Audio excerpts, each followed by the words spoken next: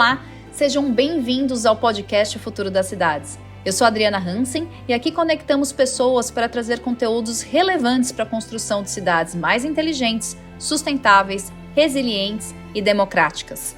Venha fazer parte dessa jornada.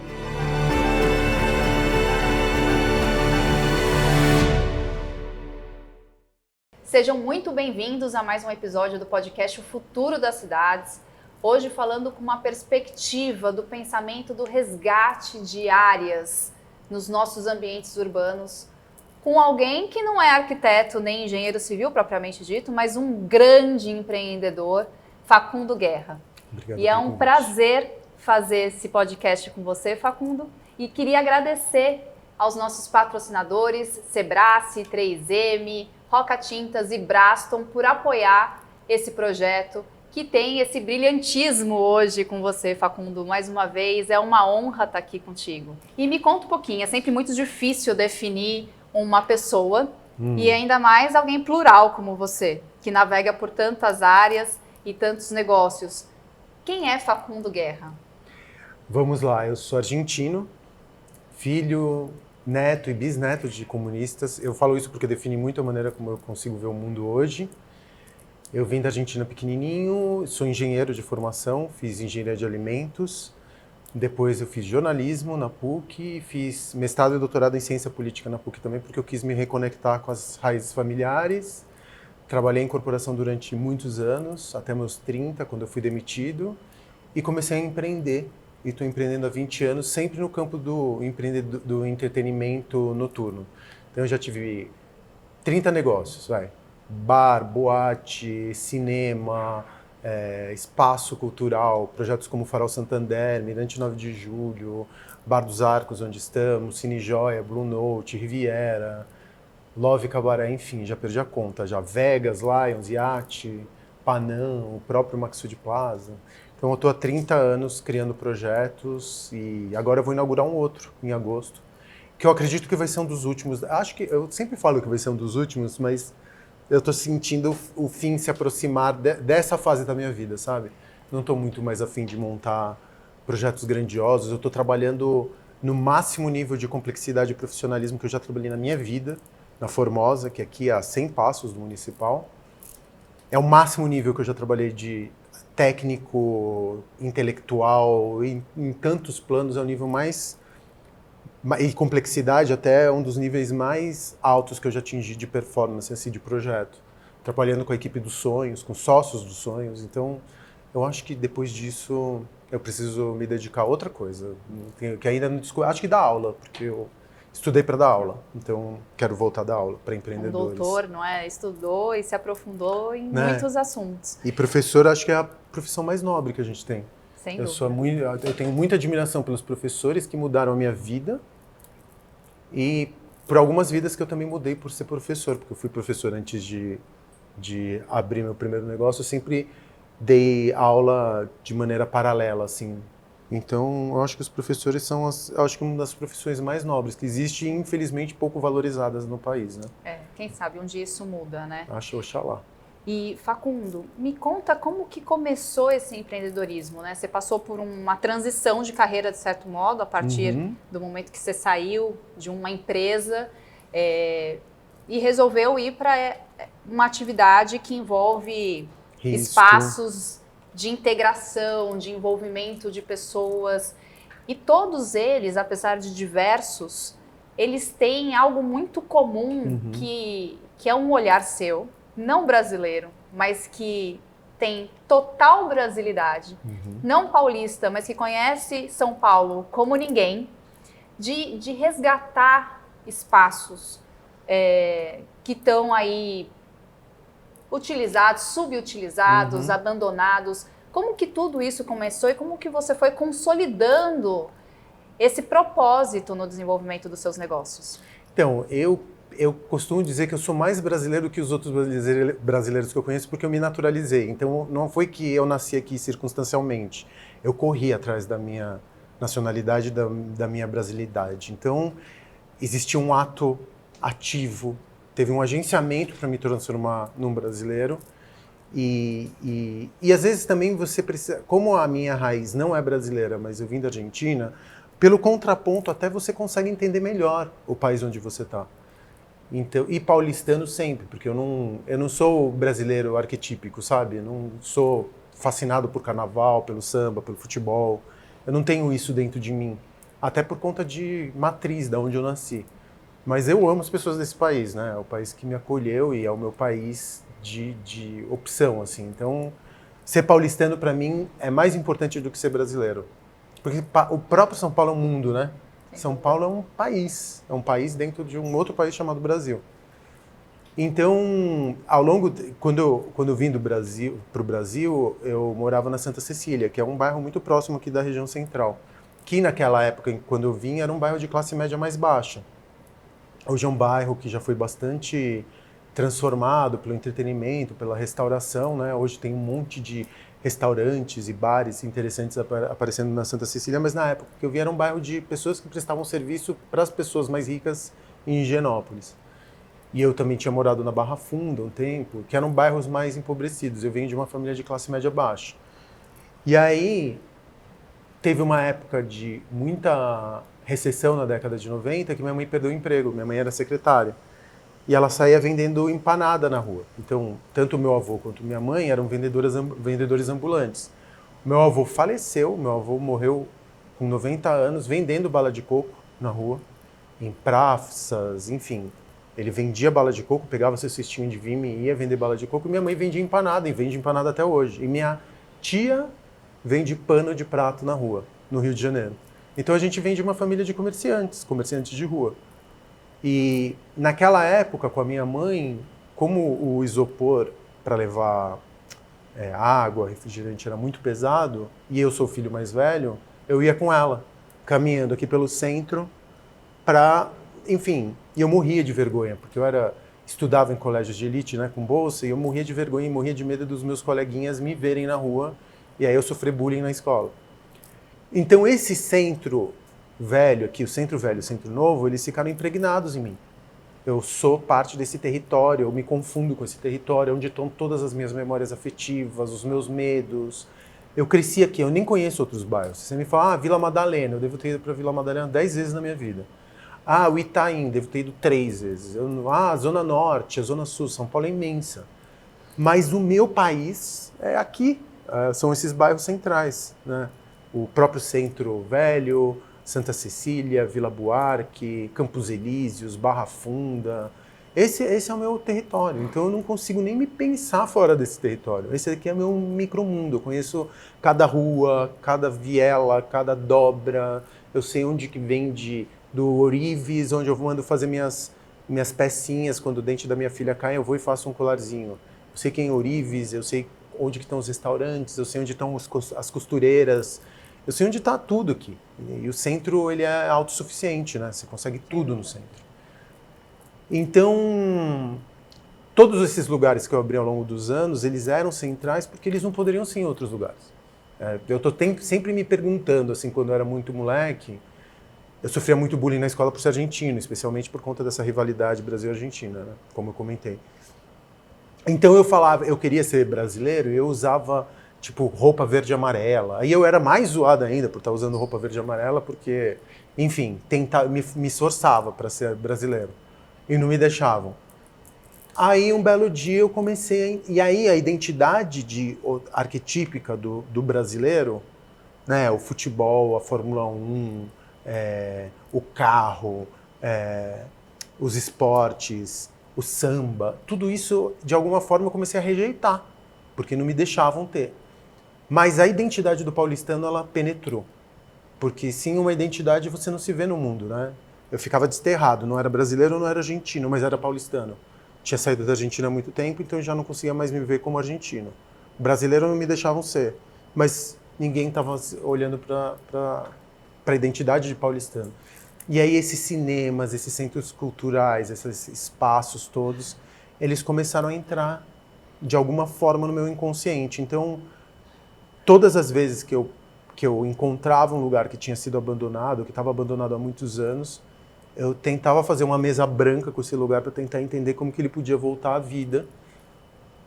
E sempre preocupado, assim, né? Tem que ser financeiramente sustentável. Isso eu aprendi muito também, enfim, com a minha formação mais aberta. Eu tenho minha caixa de ferramentas é bastante ampla. Eu consigo buscar recurso em vários lugares diferentes, porque também como filho de classe média, meu pai falava, ó, se você não estudar, você não vai a lugar algum.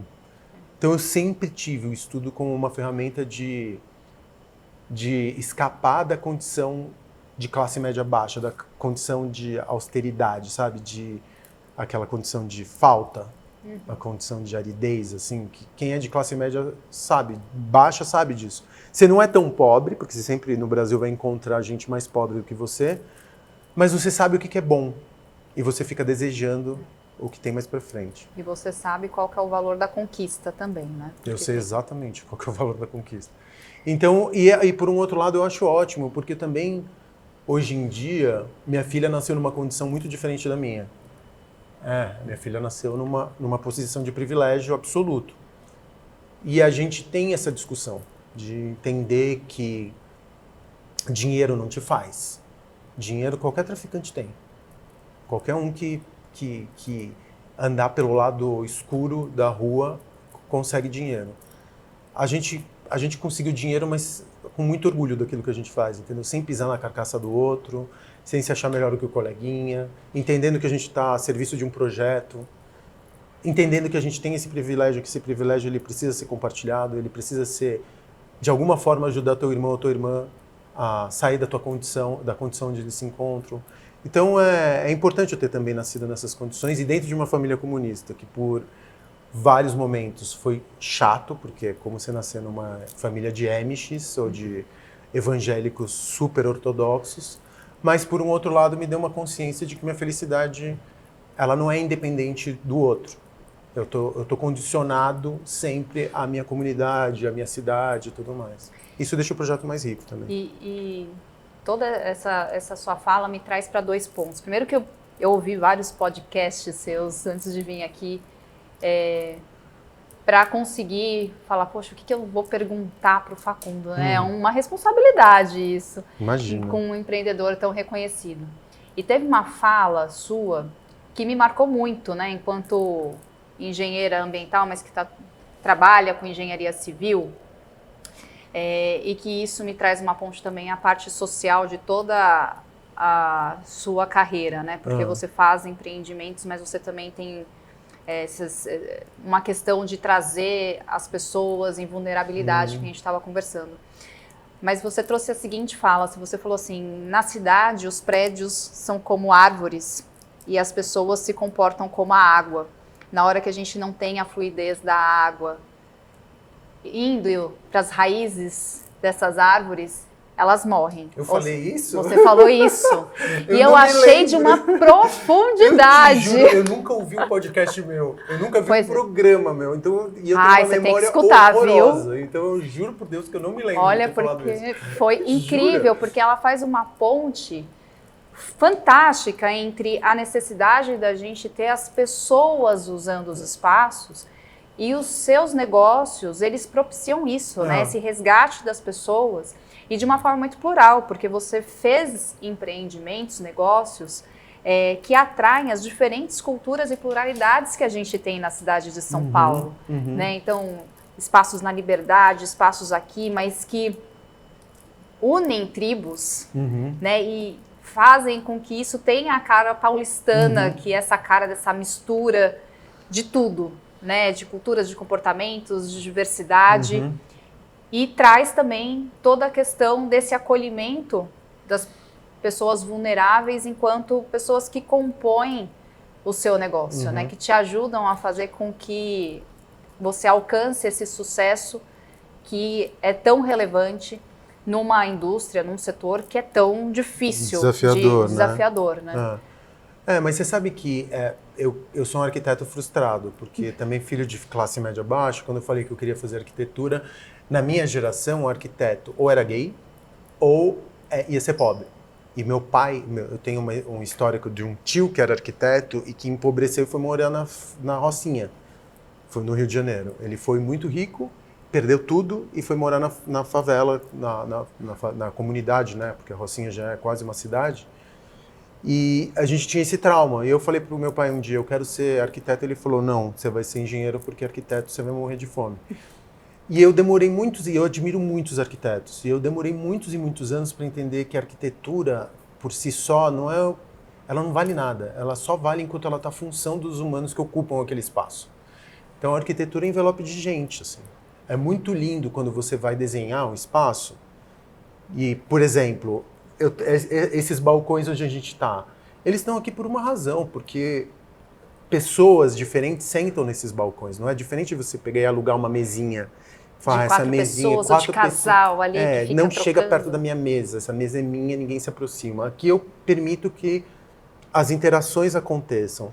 Então, a coisa que eu acho mais foda do meu trabalho é que, assim, vira e mexe eu recebo um relato de pessoas que se conheceram por conta dessa mesa comunitária, vieram em grupos de amigos, e aí um ficou olhando para o outro, aí de repente, porque a mesa comunitária você já se sente um pouco mais aberto para conversar com estranhos, e aí se apaixonaram, e aí várias vezes pessoas já me mandaram mensagens do tipo, eu me apaixonei no Bar dos Arcos, e casei, e tive filho, porque eu conheci. Eu conheço, da minha primeira boate, o Vegas, eu conheço 10 bebês por nome, de pessoas que se apaixonaram e tiveram seus filhos. Inclusive minha filha, que eu conheci a mãe dela no Vegas. Então, assim, é muito louco, porque você tá montando um cenário, né, um espaço de sociabilidade, não é nada mais do que um cenário para que os dramas humanos, assim, e por drama eu falo essa tragédia grega que é a existência humana, que essas personagens se encontrem e se amem e se separem e briguem e vivam suas vidas. Isso é muito poderoso. É quase brincar um pouquinho de Deus. Tem que ter. Por isso que às vezes mexe muito com o ego. Porque esse aquário que você monta é uma coisa muito poderosa, muito mais do que dinheiro, muito mais do que qualquer outra coisa. E ainda em cima de ter essa experiência arquitetônica, óbvio, sempre contando, né, com um profissional, um arquiteto, ainda ter possibilitar essa fluidez dentro do espaço, eu estou lidando com histórias que não é história dessa geração, mas histórias de 3, 4, 5 gerações atrás da minha. Que recontando essa história no presente, lógico, né, levando em consideração o espírito do tempo, mas recontando essas histórias no presente, que seria muito diferente se fosse um museu. Seria muito diferente se fosse qualquer outra coisa, porque você tem... A interação aqui é outra. Você vai num museu e você tem que ficar quieto, não pode passar dali. Tem que ter todo um ritual para observar uma obra. A obra te intimida muitas vezes, a obra te deixa... te faz sentir menor. Né? Você fica na frente de um quadro do Picasso, do Monet, você se sente menor diante daquela produção. E aqui não, aqui te aproxima do outro. Então, aqui você é o protagonista. Quando você vai num museu, é uma pessoa que morreu que é o protagonista, né? Dependendo da exposição onde você vai. Não, aqui você é o protagonista. E ao mesmo tempo você está debaixo de uma fundação que tem 100 anos e que explica por que a gente é paulistano e porque São Paulo é dessa maneira. O Teatro Municipal é a pedra fundamental dessa megalópole que hoje a gente chama de São Paulo. Antes do Teatro Municipal, acho que a gente era uma vila só. Hoje a gente se vê como uma megalópole graças a essas pedras que estão aqui colocadas.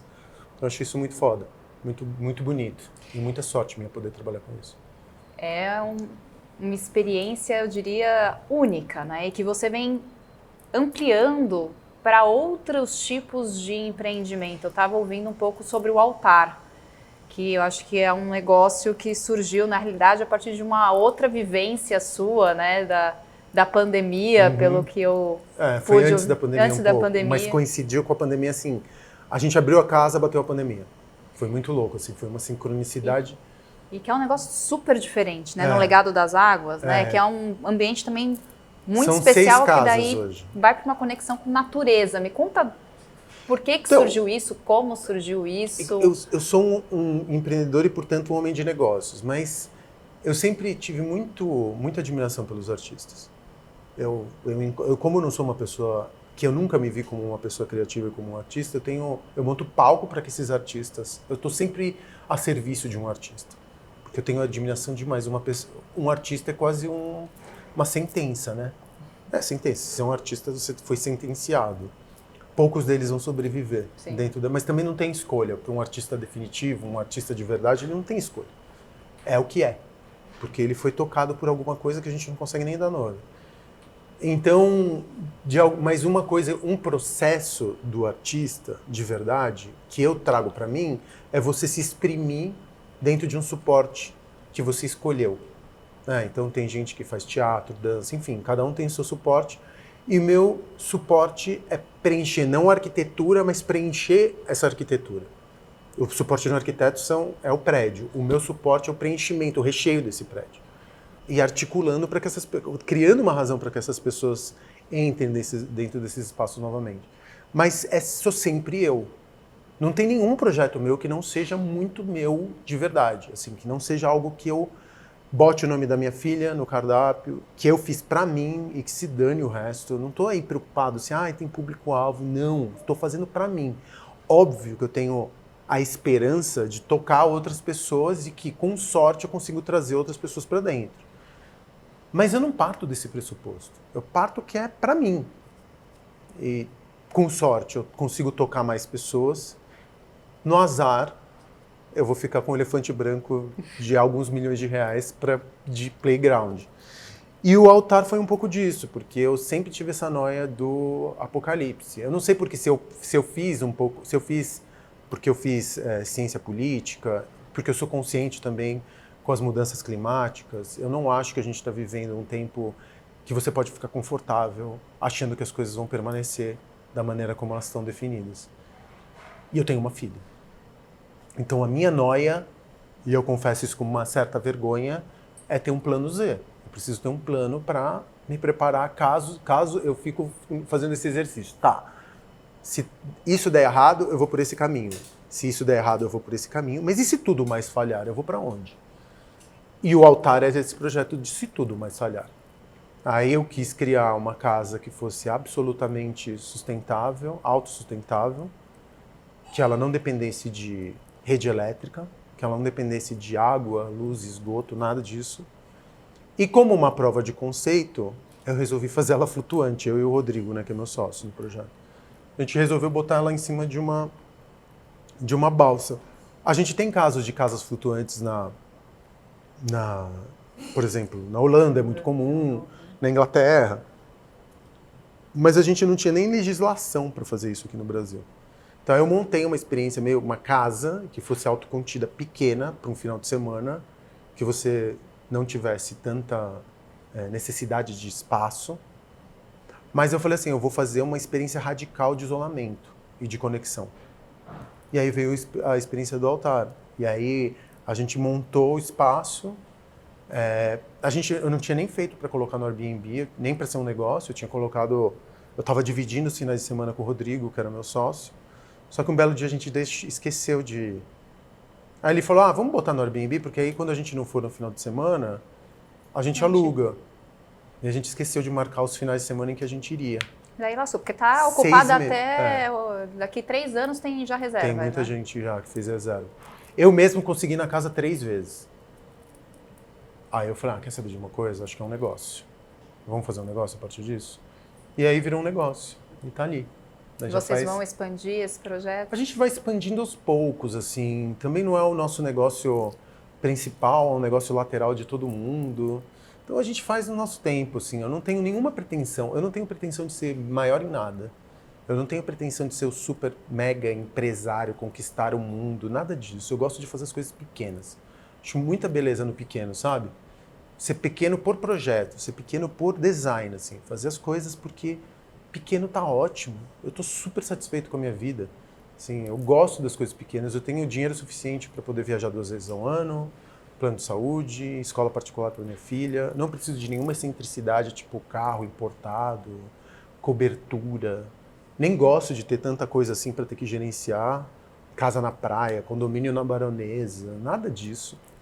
Eu tô tão feliz com o que eu tenho. Eu acho que quando você tá no ponto em que você tem o suficiente e você para de desejar mais e também não sente falta de nada e você não quer mais e tampouco quer menos, porque uma vez que você conquista o gosto é difícil de retroceder, né? E você só quer a manutenção daquilo, e poder se dedicar mais aos outros, sem aquela pira de ficar acumulando milhão, que é uma coisa muito especialmente do homem, né? De conquistar uma coisa e mover o poste para lá. E querer mais, e hipertrofiar, e mais, e nunca tá suficiente. Isso é coisa de gente infeliz. Para mim, a felicidade é eu estar contente. Cada um tem a sua própria definição, né, de felicidade. Mas a minha noção de felicidade é estar contente com o que se tem. E você acha que isso faz a diferença no seu papel enquanto empreendedor? Porque ouvindo você, eu acho que talvez tudo isso que você trouxe, talvez é o que seja o grande tempero da diferenciação de todos os espaços que você desenvolveu até agora. Total, né? Faz toda a diferença, porque eu já neguei muitas propostas de abrir um lugar meu no shopping center. Inclusive o Arcos, eu já recebi proposta de abrir o Arcos em shopping center, onde Qual que é o sentido? Tipo, eu ia reproduzir as pedras e os arcos com cenografia. Por que eu vou fazer isso? Eu poderia fazer por dinheiro, né? Provavelmente seria muito rentável, provavelmente me renderia alguns milhões de reais por ano. Para quê? Para quê? O que eu vou fazer com mais dinheiro? Eu não tenho mais o que fazer com dinheiro, eu tenho tudo que eu preciso, absolutamente tudo que eu preciso. E eu não preciso de muita coisa. Eu gosto do que eu tenho, assim, eu gosto de cinema, eu gosto de teatro, eu gosto de livro, gosto de exposição, e gosto de tempo com a minha filha e tempo com as pessoas do meu afeto. Mais trabalho? Vou montar um negócio para ter mais dor de cabeça, para montar... Para quê? Para não ter menos tempo para chegar com 80 anos, multimilionário, olhar para trás e falar, caralho, eu trabalhei a vida inteira. Não vou cometer esse erro. E não tive tempo de qualidade. Não cuidei de mim, não cuidei do meu corpo, não cuidei da minha saúde mental, não vi minha filha crescer. Eu tenho uma filha de 12 anos que para mim, vai fazer 13 agora, que para mim é a luz da minha vida. E tudo que eu tenho é tempo para vê-la crescer, participei de cada processo dela. E cada processo dela é doloroso, e agora a gente está passando por essa transição entre a menina e a adolescente, que é uma transição importante, dolorosa para mim e para ela. E eu tô ali junto com ela. Eu não tô abrindo mão do tempo com ela, eu não tô rechaçando-a. A gente tem as nossas discussões, porque é impossível você não ter uma discussão com um adolescente. Sim. Você vai passar por isso em breve. Mas, em breve não, daqui a uns 10 anos, 8 anos, para ser mais preciso. Mas é lindo, porque no final das contas eu tô vendo minha filha crescer. E essa ligação que eu tenho com ela é indissolúvel. Eu tenho essa menina que vai continuar como minha parceirinha de vida pelo resto dos dias dela, pelo resto dos meus dias. E eu vou olhar para trás e vou falar, eu não deixei de dar nada para minha filha por conta de trabalho. Trabalhei muito, tem épocas da minha vida que eu tenho que priorizar o trabalho, ela compreende isso, mas eu nunca deixei de levá-la, por exemplo, no teatro ou na terapia ou em qualquer dos seus compromissos, estar ao lado dela, inclusive nos momentos difíceis, por conta de trabalho. Facundo, você pegou num ponto que para quem é pai, mãe, tem um filho, né, a gente se preocupa com diversos aspectos da nossa vida, do que a gente faz, dos legados que a gente deixa. E daí a pergunta que eu quero te fazer é se você consegue perceber a importância de todo esse legado, porque acima dos empreendimentos, dos bares, dos restaurantes, das casas que você tem, você deixa um legado importante, você tem construído um legado importante para a cidade de São Paulo que você acolheu antes dela te acolher, talvez. Como que é isso para você? Olha, se eu tivesse noção e se eu tivesse isso planejado, eu tenho certeza que seria muito menor. Eu não tenho essa noção, eu não quero ter essa noção, eu não estou preocupado com legado, eu não estou preocupado com absolutamente nada que seja maior do que realmente é. Então eu não quero ficar eu não quero pensar, não, porque isso é importante para a cidade de São Paulo. Pode ser que eu seja, por consequência do meu trabalho, que bom, um efeito colateral positivo. Mas a partir do momento que isso vira, eu estou perseguindo isso, para mim fica um exercício estéril, entendeu? O que eu sou muito comprometido é com o espaço. Isso eu sou. Eu tô apaixonado pela Formosa, eu fico obcecado pela Formosa, eu não durmo pela Formosa, que é o meu próximo projeto. Eu não dormia pelo Rolim, eu não dormia pelo Love, eu sou obcecado por esses espaços. Porque eu acho uma ofensa um lugar desse estar fechado dentro da minha cidade. Eu não vou deixar. Conta um pouco do Formosa, porque eu ouvi pouca coisa ainda sobre ele, mas já sei que vai ser algo esplêndido para a cidade de São Paulo. É um super resgate. É um espaço que foi projetado pelo Mário de Andrade para ser o primeiro restaurante de comida brasileira da cidade, do país. Mário de Andrade, né, o modernista, foi nosso primeiro secretário de Cultura e é um pedaço esquecido da nossa história, assim. Talvez é o último espaço dessa importância histórica que está absolutamente perdido em São Paulo. Está fechado para o público há, sei lá, 50 anos, faz parte da memória dos paulistanos, da passagem Xavier de Toledo. E aí eu estou trabalhando com os arquitetos da Sala São Paulo para transformar ele no melhor lugar de audição para música de vinil que a gente tem no país e quiçá no mundo.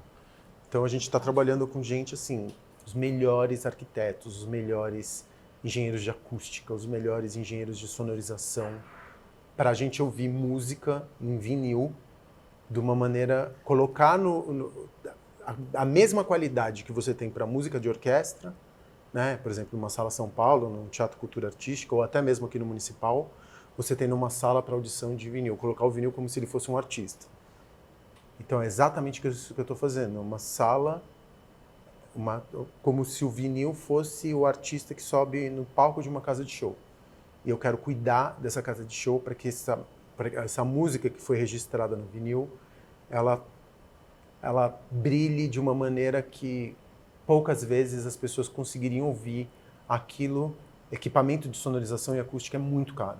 Normalmente, equipamento para audiófilo, que a gente chama de hi-fi, assim, um fone de ouvido hi-fi custa, sei lá, se você for investir num fone de ouvido para hi-fi, custa 6 mil, 7 mil, 10 mil dólares.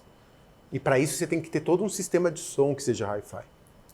Muitas vezes. Então é um custo proibitivo. O que dirá se você for ouvir com uma audição sensível, compartilhada? Sim, só de projeto e marcenaria são milhões e milhões de reais. Então é um projeto muito audacioso, muito arriscado, porque a gente não poupou recursos para chegar nesse nível de excelência. Pô, eu estou trabalhando com os mesmos arquitetos que fizeram a Sala São Paulo. Né? Imagina, eu não estou trabalhando com qualquer um. Fizeram o Lincoln Center em Nova York, a Filarmônica de Berlim, o Teatro Cultura Artística. Então são pessoas... E é muito louco, porque a gente nunca usou a ciência acústica para uma sala de cultura popular. Para ouvir rock, jazz, blues, música eletrônica. A gente nunca usou essa caixa de ferramentas, que é a ciência acústica, para esse tipo de estilo musical. A gente sempre usou para música ao vivo e orquestrada. Então é uma experiência muito nova, até para o Nepomuceno, ele nunca fez isso, o Nepomuceno é o dono da Acústica e Sônica. Fazer essa tradução de um para o outro é uma coisa que poucas pessoas fizeram, por conta do investimento que é preciso. E da onde vem essa inspiração? Porque é um empreendimento de caráter e uso... Experimental, né? Eu estou trabalhando nesse projeto há 10 anos e eu sou um nerd. Eu gosto de pesquisar, às vezes eu trabalho com trauma. Então, meu trauma, por exemplo, é o Cine Joia, que tinha uma acústica horrorosa e que a gente consertou ao longo dos anos. Mas aí eu comecei a me interessar muito por acústica. Eu me importo muito por... meu primeiro projeto tem 20 anos, que foi o Vegas. Aí eu gosto de umas experiências, de uns exercícios de pensamento do tipo, como eu faria o Vegas hoje? Formosa é a resposta a essa pergunta. Como eu faria o Vegas hoje? O que está acontecendo na cultura, na noite? Por que as pessoas não vão tanto mais a uma boate como iam na década de 90 e no começo dos anos 2000? O que aconteceu com a maneira como a gente consome a cultura, que hoje os espaços não respondem mais dessa maneira? Então, são exercícios de investigações, exercícios de pensamento, exercícios de conceito, que eu vou rascunhando, que eu vou tentando encontrar solução, que eu vou encontrando fornecedor, que eu vou desenhando. Às vezes demora 8 anos, a Formosa demorou 8 anos para existir. E é um resgate, a gente estava conversando sobre qualidade das informações e quanto a gente hoje recebe informações e conteúdos fragmentados, muitas das vezes superficiais, né, com Instagram, TikTok, né, tudo tão curto, tão pequeno, tão volátil. Né? E de certo modo esse seu empreendimento novo, Formosa, ele nos resgata mais uma vez, a essa conexão da nossa história, né? Então, ele é um espaço onde vai trazer a possibilidade da gente vivenciar algo que hoje, de certo modo, também está esquecido no tempo, né? E alguma coisa que a gente também tem, é sempre importante ler a cultura do tempo. E eu acho que a cultura é um movimento de resistência, muitas vezes, a cultura de verdade é resistir a uma pressão daquilo que a gente chamava de mainstream, né? Tem um interesse por trás da cultura. Ela é monetizada, tem bilionários que estão por trás da Big Tech. Então, por exemplo, quando a gente fala de retenção em rede social, quando a gente fala de um algoritmo que te serve o tempo inteiro o mesmo conteúdo para você ficar preso numa tela, sair da tela é um movimento de resistência. Ouvir música mecânica, ouvir vinil, cassete, é para mim um movimento de resistência, porque você não está preso a uma tela. Ver uma peça de teatro, assistir um filme no cinema, são pequenos comportamentos de resistência. Então, no caso da Formosa, por exemplo, a gente está contra o algoritmo. Nosso maior inimigo é o Spotify, que entrega uma música presa dentro de uma bolha, que lembra uma rede social, muitas vezes, com baixa qualidade. Então, que não responde à intenção primeira do artista. O artista colocou dentro de um vinil frequências e sons que, quando comprimidos, seja por codificação de streaming ou Bluetooth, ou um fone de ouvido ruim que você ouviu, a música seca. A música fica uma pálida expressão do que ela era realmente dentro da intenção do artista. Então é emocionante. O artista, a gente recebeu hoje de manhã, o Fiote veio na Formosa. Ele ficou emocionado, porque ele falou, cara, finalmente o público vai ouvir minha música do jeito como eu intencionei, como eu gostaria que ele ouvisse. E não do jeito como uma grande plataforma decidiu que seria. Porque sobre isso eu não tenho controle. Então, são projetos que falam sobre resistências menores, assim, ao que está estabelecido aqui, que serve ao interesse de bilionários, né? No final das contas, talvez acima de empreendedor, você seja o grande artista de tudo isso, né? Não acredito que eu seja, não. Na verdade, eu tô sempre, a partir do momento que eu começo a me ver como artista, eu começo a concorrer com as pessoas que estão se apresentando no meu palco. E eu te juro, e eu falo isso de verdade, o meu trampo está em servi-los. Eu amo servir. Seria impossível eu trabalhar no que eu trabalho se eu não gostasse muito de servir. E eu não gosto de ser tratado como serviçal. E tem uma distinção muito grande, porque aqui em São Paulo, muitas vezes, porque você tem o dinheiro, você acredita que você manda no outro. Sem dúvida. Mas eu amo servir. Eu amo estar a serviço. Eu amo conseguir melhorar a vida de uma pessoa que vem me procurar, que me dá honra. Porque eu fico muito honrado com quem se senta aqui, todas as noites. Aquela pessoa, para comprar um prato, um drink, ela investiu um pedaço da vida dela trabalhando, muitas vezes num emprego odioso, para me entregar essa energia. Esse dinheiro, ele é muito caro para mim. E minha maior honra é poder devolver isso em forma de uma memória. Então é isso que eu vendo. Eu vendo uma memória para essa pessoa. Eu não estou vendendo drink, eu não estou vendendo comida. Então, para mim, eu me sinto verdadeiramente honrado. E é uma coisa que vem muito de ser filho de uma classe média, de ser filho de uma família de comunistas. E entender que dinheiro não é um papel. Ele é uma narrativa, né, uma história. Mas, ao mesmo tempo, mais além dessa narrativa, ele é um pedaço da vida de alguém, literalmente. Ele é tempo, né? Ele é um pedaço energia. Ela é vitalidade de alguém. É alguém que deixou de ver a filha crescer para adquirir aquele pedaço de papel, que hoje não é mais um pedaço de papel, é só um número num programa, para entregar aquele negócio para mim, para eu devolver para ele em forma de produto. Então, todo prato que eu vendo, eu estou recebendo uma fração de tempo de alguém. Isso, para mim, muda completamente a maneira como eu vejo o que eu faço. Então, eu tenho muita honra. Eu não me vejo num lugar... Eu falo isso para minha filha, eu falo para todo mundo com quem eu trabalho, eu falo sempre para as pessoas. Eu sou pedaço de uma máquina. Só que não adianta eu ficar aqui achando que eu sou artista e a pessoa que está ali na porta e ficar tratando aquela pessoa mal, ou gritando, ou fazendo qualquer tipo de desmando, sendo que é aquela pessoa que vai entregar a visão que eu tive. Então, se eu entendo que eu sou o Bar dos Arcos é a coisa mais importante de tudo. A gente está a serviço. Eu, meus sócios, qualquer pessoa que entre naquele espaço, a gente está a serviço. E quando você está a serviço, você não está em posição nem superior nem inferior, mas de igualdade.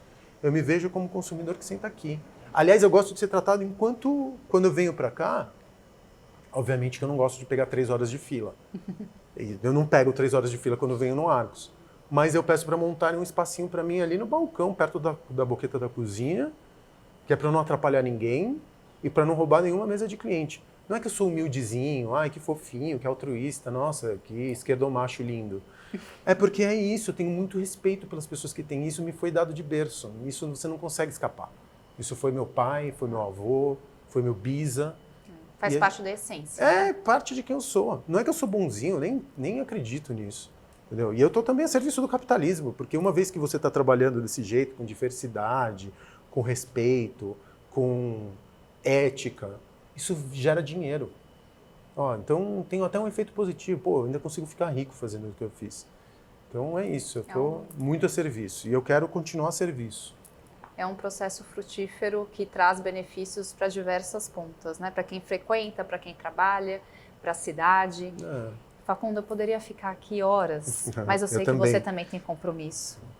E existe uma última pergunta que eu sempre faço para os nossos queridos entrevistados, porque o podcast chama O Futuro das Cidades. A gente falou por cultura, por cidade, por história, por vida, por experiências, e eu queria saber de você. O que você desejaria para um futuro da cidade, para São Paulo? Essa é fácil, menos desigualdade. Eu acho que São Paulo sofre muito por conta de desigualdade social, por falta... Isso reflete em tudo, reflete na Cracolândia, reflete na epidemia de dependência química, reflete na hostilidade, reflete na má educação, reflete na violência. Acho que tudo isso acontece por falta de oportunidade e excesso de desigualdade social. Tem muita gente rica nessa cidade. E tem muita gente que nunca fez nada, que é só herdeiro. E que só está aí herdeiro desde as capitanias hereditárias. Um monte de família de herdeiro que nunca fez porcaria nenhuma e que só vai parasitando as mesmas pessoas. Então, e eu quero que minha filha também não seja herdeira. Eu tenho certeza que eu vou deixar muito dinheiro para ela. Eu poderia deixar muito dinheiro para ela, eu não vou fazer isso. Que ela construa a sua própria história. E o que sobrar eu dissipo. Eu jogo do alto do prédio na Paulista, se for o caso. Mas eu não tenho nenhuma...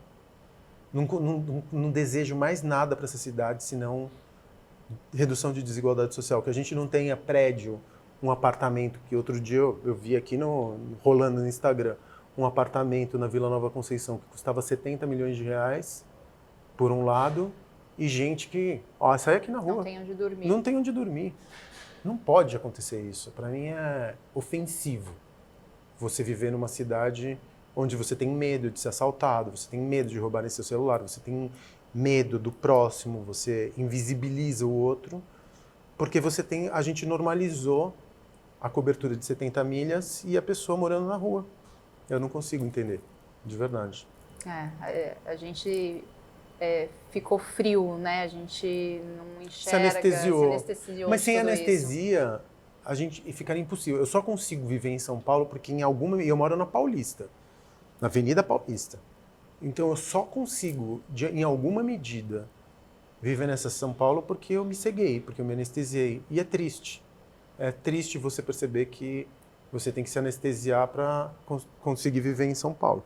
Mas sem dúvida nenhuma você está ajudando a reduzir isso com os seus próprios empreendimentos, com as pessoas que trabalham para você. Não é a intenção, não é a minha mas intenção. É sem dúvida nenhum um resultado. E eu queria te agradecer por várias coisas. Por ter escolhido o Brasil, por ter escolhido São Paulo. A culpa é da minha mãe. Não, a culpa é do meu pai, que veio para cá por causa da anistia. Porque eu nasci aqui na Paulista. Então, Você nasceu na Paulista? Eu nasci aqui na Paulista, então acho que a gente tem muita sorte de ter alguém argentino que conseguiu olhar com essa profundidade, com esse amor para o nosso território, construindo questões tão significativas de valorização de uma cultura que não é a sua cultura, vamos dizer assim, literal do berço de nascença. Então, tenho que lhe agradecer por isso, por essa escolha, por esse trabalho incrível, né? Eu tendo a oportunidade de tocar em algo que foi construído há 100 anos atrás e que talvez não tivesse tido esse seu olhar carinhoso, a gente não teria essa possibilidade hoje. E carinho e afeto são palavras muito importantes no meu glossário, assim. Eu tenho muito afeto pelos lugares que eu frequento. Eu não vejo isso daqui como inanimado. Pode parecer meio louco falar um negócio desses, né? Que eu falo com parede, mas eu literalmente falo com parede. Sem dúvida nenhuma. Eu acho que a gente tem que falar mais, inclusive. Obrigado. Facundo, agradeço demais e espero que você que esteja aí com a gente tenha se inspirado tanto quanto eu, porque é muita história, é muita gratidão, é muito carinho, afeto por tudo isso que está sendo construído. E não deixem de visitar esses espaços incríveis que o Facundo se envolveu e vem trabalhando. E eu tô louca para a estreia do Formosa para poder conhecer esse espaço e ouvir essa música de qualidade.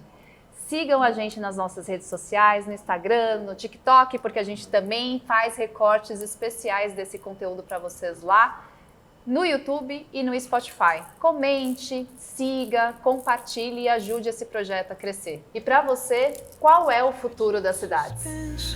Ruas vivas, água limpa a se espalhar, no encontro entre o passado e o que ainda está por chegar. A segunda temporada do podcast Futuro das Cidades foi pensada para trazer reflexões e soluções importantes rumo à construção de um futuro com cidades mais sustentáveis, resilientes, saudáveis e democráticas. Gostaria de agradecer aos patrocinadores que apoiaram a segunda temporada: Sebrae, 3M, Braston e Roca Tintas. Muito obrigada! E você, não deixe de seguir e compartilhar o nosso conteúdo no Instagram, TikTok, YouTube e Spotify. E pra você, qual é o futuro da cidade?